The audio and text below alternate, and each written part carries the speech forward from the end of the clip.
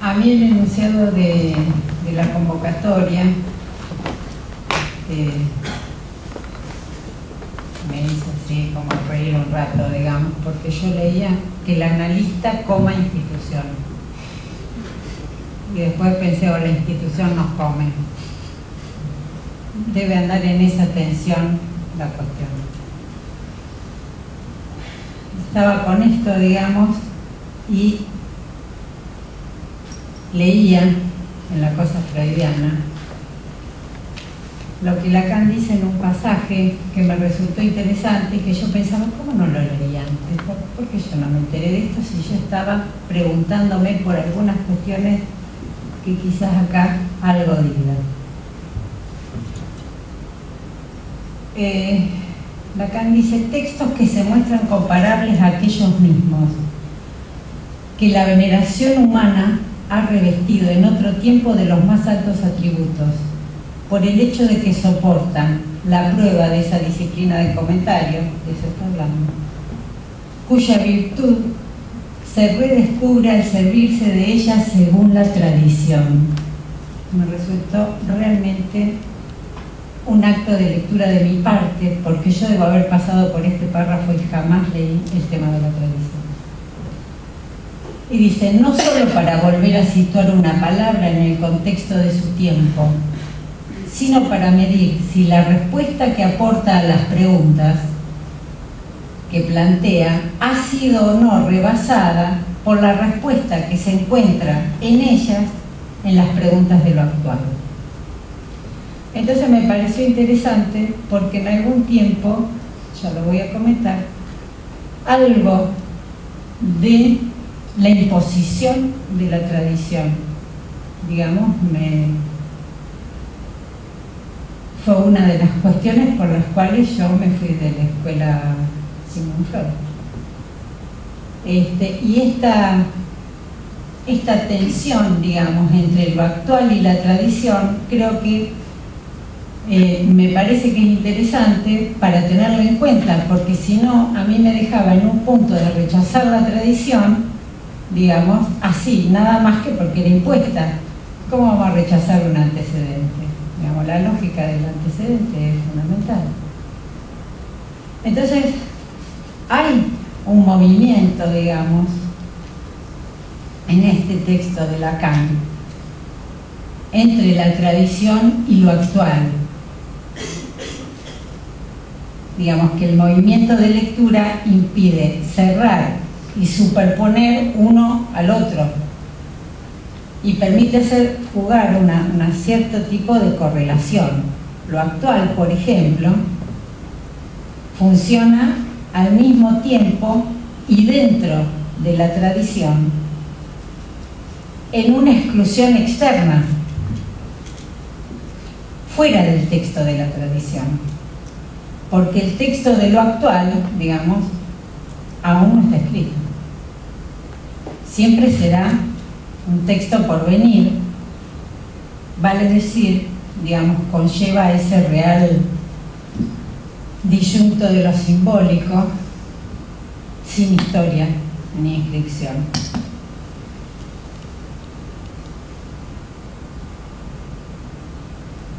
Entonces, esto de el analista, el ser analista, no sé, a mí siempre me hace ruido porque cuando yo estoy escribiendo estas cosas, a mí se me plantean montones de preguntas,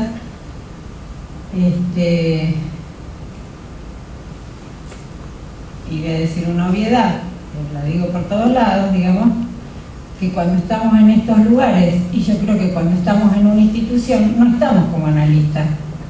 Digamos, como mucho, y así sería deseable, podríamos estar como analizantes, digamos, en la posición de analizantes, es decir, en la posición de poder interrogar.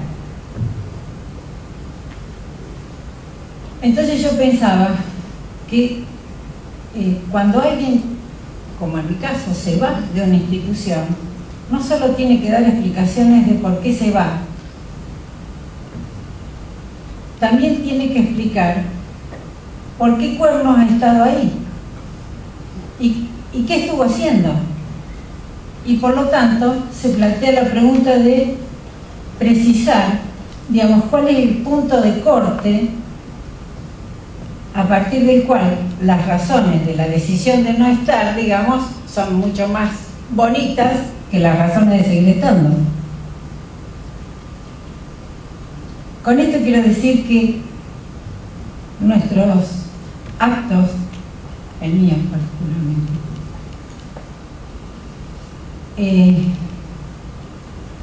implicará que no solo quedan puestos en la intención y en las razones de por qué entré, sino también que esos actos fundan mi propia salida.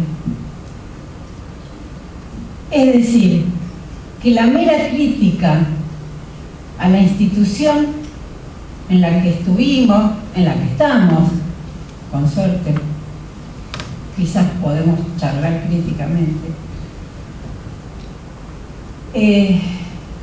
difícilmente no alcance al menos algo de nuestros propios actos. Yo no puedo criticar la institución desde afuera. Y ahí sí, esta es una experiencia propia. Esto me parece que yo estoy en un punto de poder hacerlo porque no es sin cierta desacralización de posiciones, de lecturas, de estatutos, de proposiciones,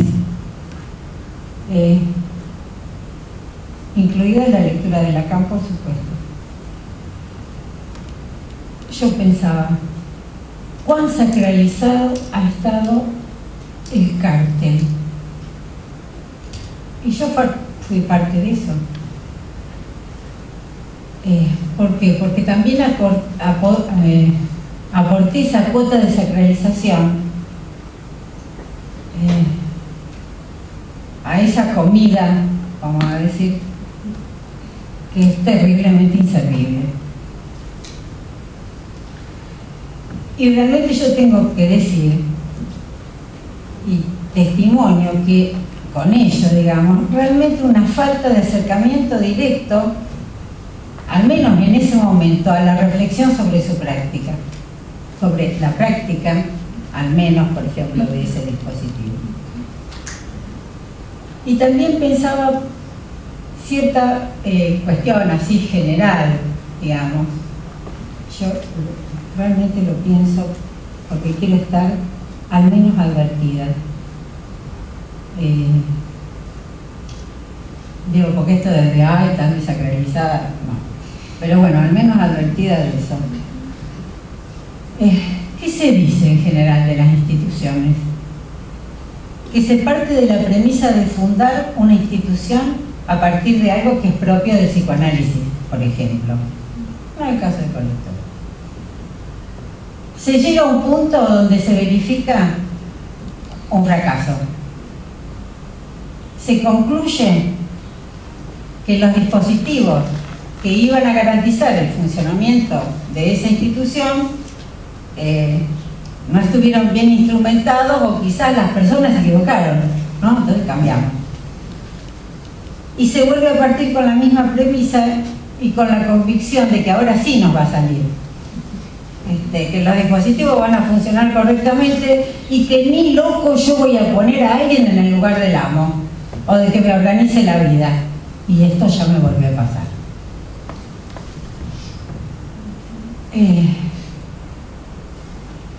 Y yo me pregunto, porque yo lo sabía, y yo digo, ¿por qué me vuelve a pasar? Y haciendo un forzamiento, anticipo algo de lo que después voy a proponer, que es la posición cínica. Lo dejamos para después. Pero bueno, como ven, es como un ciclo que siempre vuelve a empezar y pareciera que tenemos que asumir, digamos, toda esta cantinela respecto de la repetición, de una repetición como que es inexorable, que hay que seguir insistiendo, porque si no, de lo contrario, si no insistimos, ¿dónde vamos a insistir? Digamos, si no insistimos, sería ceder ante lo imposible y entonces nos quedamos así como en la impotencia total. Y a mí me parece que la cuestión es exactamente al revés.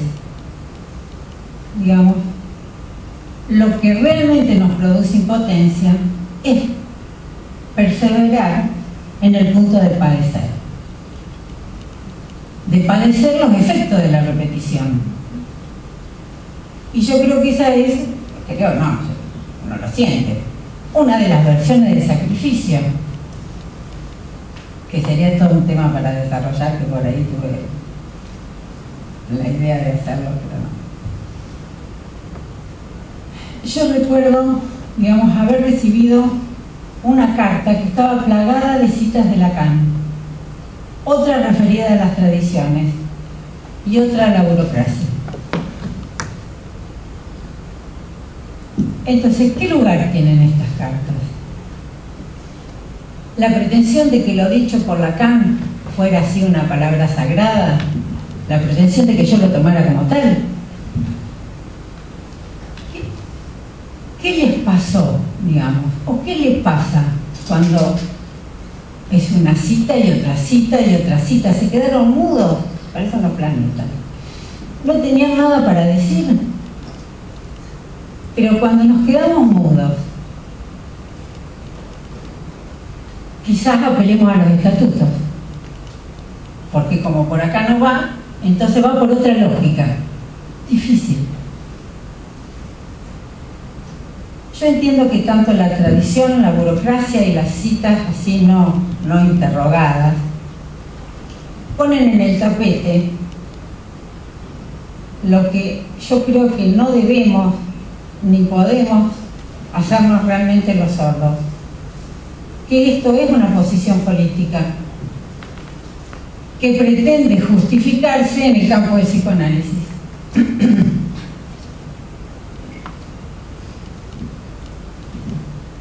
Y a mí me parece, yo la voy a definir así, muy caseramente, que la política, esta, responde al uso mezquino que se hace de las instituciones. Entonces estamos obligados a dar razones que dan cuenta del sistemático, histórico y repetido fracaso de cada una de las experiencias en la que al menos yo me veo involucrada, en función siempre de la hipótesis de participar en una institución específicamente psicoanalítica.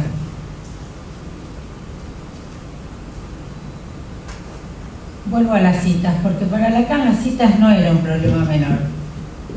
Esto ya lo dije también un montón de veces, pero me gusta. Porque para Lacan las citas no responden a ninguna cuestión de ninguna propiedad intelectual, porque a Lacan la verdad que eso no le importaba, sino que consistía en una condición en la medida en que permite evocar el contexto de pelea para quien cita pudiera realizar su propio llano.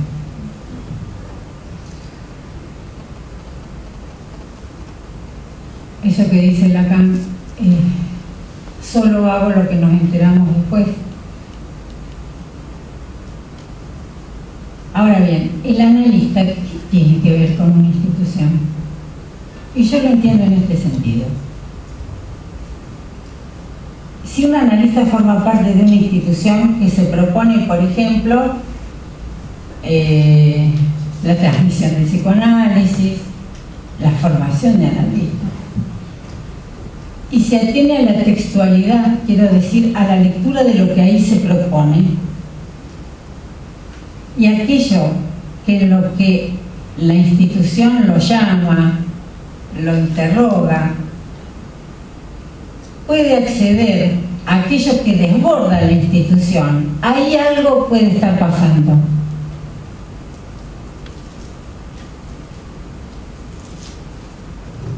Yo digo lo mismo porque digo lo mismo.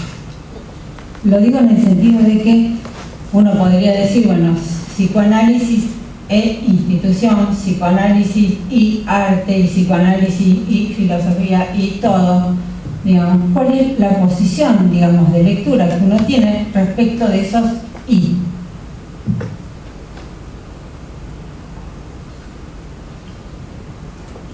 Y cuando hay un hallazgo, la relación seguramente se vuelve fructífera, pero no suele suceder. Quedan las citas religiosas, y esto lo voy a decir con un rigor irónico porque estoy pensando así en el tema de la ironía, casi al modo del decir de las matemáticas. Digamos, las matemáticas, vieron que es un discurso que es inmune al tiempo, al desgaste de la carne, a la sexualidad, al goce. La única pasión de ese tipo de discurso es un lenguaje que literalmente no es hablado por nadie. Y yo creo que esto a mí me ha pasado montones de veces. En realidad pretendemos instituciones psicoanalíticas cuya regulación, digamos, en tanto institucional, pertenece obviamente a otros campos y no al del psicoanálisis. Los estatutos, las leyes de la poli, la del mercado, incluido el mercado psicoanalítico. Digamos, el excesivo pedido de saber, los grupos de estudio, los cursos de psicoanálisis pagos porque hay que sostener la institución. Y entonces estamos así lejos, re lejos de lo que es el psicoanálisis en tanto discurso. Por lo tanto, hay un punto donde se pone extremadamente aburrido y fundamentalmente inoperante. No hay transmisión. En ese lugar donde a mí me parece que, creyendo que estamos afuera de toda localización social o que estamos lejos del Estado, quedamos entrampados en él. Otra cuestión que insisto, porque me la digo,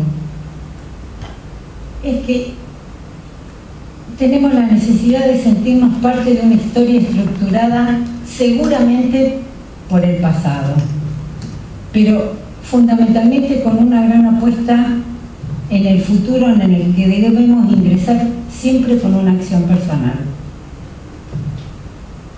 Y lo digo así porque nos vamos a morir, digamos. Entonces, esto de que nos vamos a morir es lo único que nos convoca para decir, ay, bueno, entonces vamos a transmitir el psicoanálisis. Y sí, digamos, porque al menos a mí el psicoanálisis me puso en la vida, digamos, entonces no es poca cosa. Y cuando estaba escribiendo esto, lástima que no tenía interlocutora para quizás reírme un rato, me acordaba de un dispositivo que tenía un nombre que ahora me parece terrible: entrada y permanencia. ¿Y la salida dónde está? Claro, o algo se puede llamar permanencia. Pero yo agradezco, digamos, estar escribiendo esto, porque es la primera vez que lo escuché.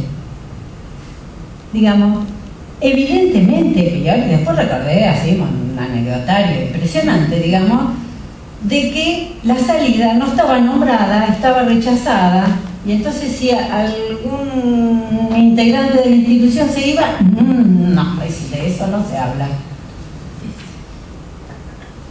Y yo insisto que la única política del psicoanálisis es su transmisión, y que de vez en vez debemos, no sé, interrogar cada vez su táctica y su estrategia. Y yo entiendo que esto es posible si nos preguntamos seriamente cómo estamos atravesados cada uno de nosotros neuróticamente, fantasmáticamente, implicados en nuestro deseo, como se dice, pero deseo y goce van juntos. Digo, para no hacer ningún romanticismo del deseo, porque a veces nos lleva a los peores lugares.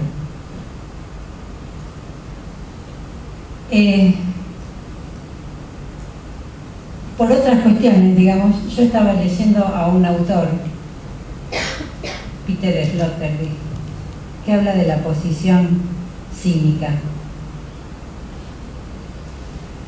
¿Y qué va a decir? Que el sujeto cínico está al tanto de la distancia entre la máscara ideológica y la realidad social, pero pese a ello, insiste en la máscara. Y entonces tiene una fórmula que reza, digamos así: ellos saben muy bien lo que hacen, pero aún así lo hacen. Van a decir, no existe ingenuidad. Yo digo, esto es una política también. No existe ingenuidad en el cinismo. Más bien se trata de una falsa conciencia ilustrada. Saben sobre la falsedad. Están muy atentos de que hay un interés particular oculto tras una universalidad ideológica. Pero aún así, digamos, no se renuncia a ello. Yo creo que algunos actos de renuncia es justamente renunciar a esa posición. Porque el cinismo no es una posición directa de inmoralidad, sino la moralidad puesta al servicio de la inmoralidad. Retomo. Ellos saben muy bien lo que hacen, pero aún así lo hacen, se deja escuchar, obviamente. Lo sé, pero aún así, digamos, la ideología cínica como un discurso renegatorio.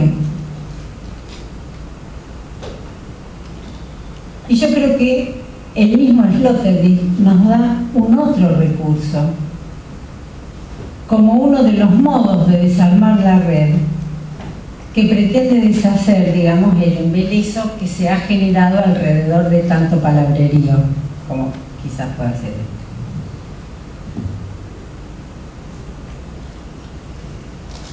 Es lo que él llama la figura del químico, pasa del cínico al quimismo, que no quiere pretender acceder a generalidades, no pretende la comunicación, no pretende la reconciliación. Con ello, digamos, el gesto, el juego, la ironía, fundamentalmente, así como bien dijo Juan. Gracias. Se me puso el pantalón.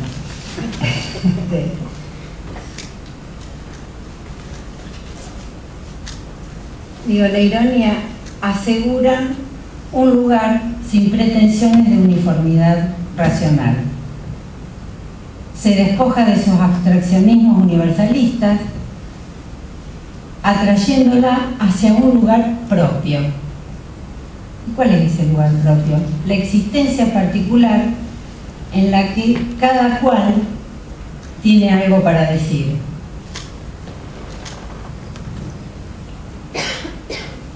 Pero yo, cuando leía esto, yo pensaba, está buenísimo esto, ¿no? La existencia particular en la que cada cual tiene algo para decir.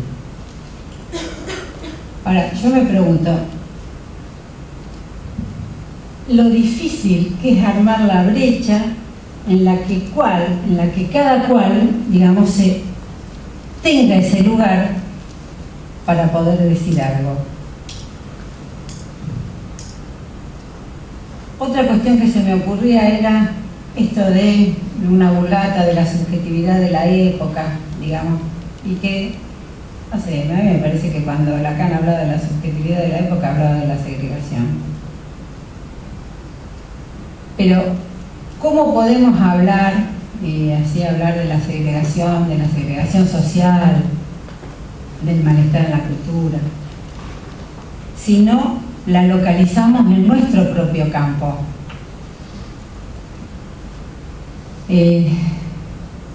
Otra cuestión es que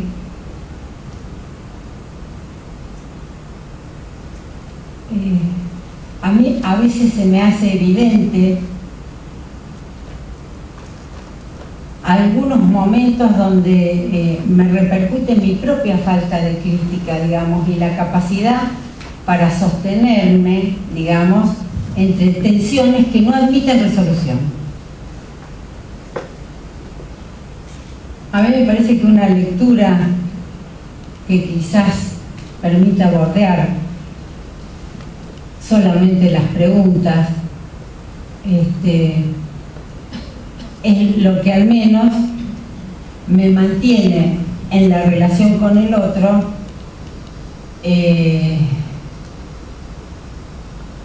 sin pelearnos, sin esas discusiones atroces que se dice entre analistas, pero que ahí no hay analista. Ahí hay una disputa, vaya a saber por qué cuestión. Y algo que realmente me preocupa, que me parece que tiene que ver con esta línea, ¿no? Digamos, que es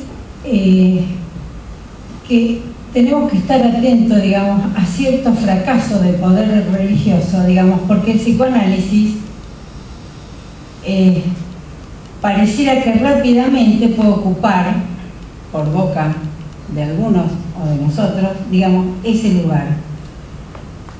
Y realmente, si así lo fuera, sería una derrota del psicoanálisis, sustituyendo lo que el fracaso de las religiones. Es decir, que estaríamos sumidos, así como en una práctica del psicoanálisis, extremadamente en el nombre del Padre. Otra cuestión que yo pensaba, cuando nosotros decimos de nuestra práctica y hablamos de la práctica, cosa que en la escuela, interesante por lo que decía Juan, digamos, partir desde la práctica. Cuando decimos de la práctica que sostenemos o transmitimos, ¿qué decimos? No transmitimos embutidos, digamos, siempre en nombre del Padre.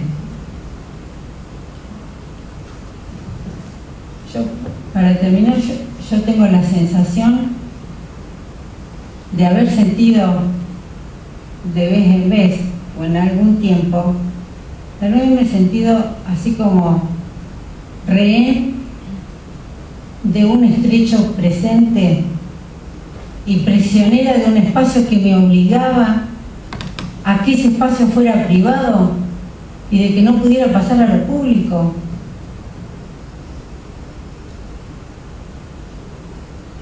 Y me parece que quizás esto es algo que lo digo así, quizás la posición cínica sea un refugio. Y vuelvo a decir algo que cuando lo dije en el mundo, el punto de transmisión, ¿qué tal? Yo un punto de transmisión lo aseveré. Dije, no se puede analizar de un modo y vivir de otro. Y ahora me queda así como una pregunta. ¿Se puede vivir de un modo, digamos, institucionalmente y analizar de otro? Pero la pregunta es, mira, mía,